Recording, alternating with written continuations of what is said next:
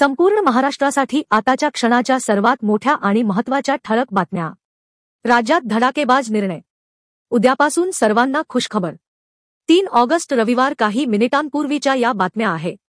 Video आवडल्यास like करा आणि चॅनल सबस्क्राईब करा। पहिली मोठी आणि महत्त्वाची बातमी बघा। नांदणी मठातील महादेवी हत्तीण गुजरातमधील वंतारामध्ये पाठवण्यात आली आहे।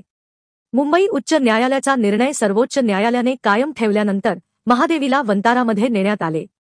त्यामुळे कोल्हापूर जिल्ह्यात संतप्त प्रतिक्रिया उमटत आहेत, आंदोलनही होत आहेत।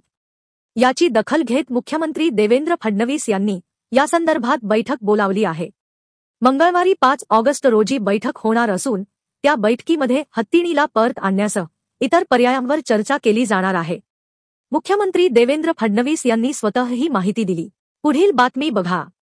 बीड जिल्ह्यातील शेतकऱ्यांना पीक विमा भरण्याची तारीख संपली, तर दुसरीकडे ज्या शेतकऱ्यांनी नवीन जमिनी नावावर केलेल्या आहेत तसेच 2019 पासून ज्या शेतकऱ्यांचे फेरफार झाले आहेत अशा शेतकऱ्यांना पीक विमा व महाडीबीटी सारखी योजना घेता येत नाही। अशा शेतकऱ्यांचे 7/12 ऑनलाईन दिसत नसल्याने विम्यापासून शेतकऱ्यांना वंचित राहावे लागत असल्याचे दिसून येत आहे। तर शासन स्तरावर या सर्व गोष्टींकडे दुर्लक्ष केले जात आहे। शासनाची पीक विमा योजना सुरू करण्यात आली होती। या योजनेचा लाभ घेण्याचे आवाहन शेतकऱ्यांना करत 31 जुलै ही मुदत देखील देण्यात आली होती। मात्र आता ही मुदत संपली असल्याने अनेक शेतकरी विमा योजनेचा लाभ घेण्यापासून वंचित राहिल्याचे दिसून येत आहे। पुढील बातमी बघा।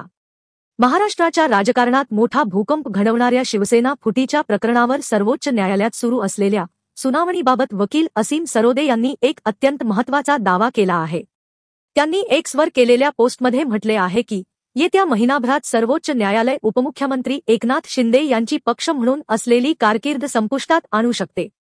सरोदे यांच्या या दाव्यामुळे राजकीय वर्तुळात एकच खळबळ उडाली आहे। पुढील बातमी बघा। उत्तर जिल्ह्याच्या विकासासाठी महत्त्वपूर्ण ठरलेल्या भंडारदरा जलाशयाचा शताब्दी महोत्सव साजरा करण्याचा महत्त्वपूर्ण निर्णय शासनाने घेतला आहे।